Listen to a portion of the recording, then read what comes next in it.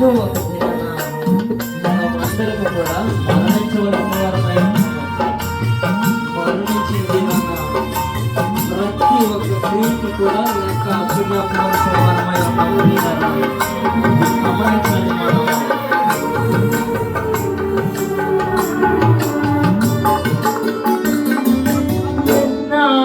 నీవు జీవించిరాగాని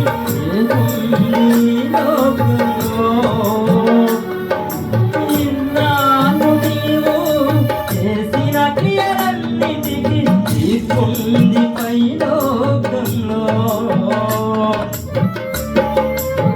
కలిసి పడదాం.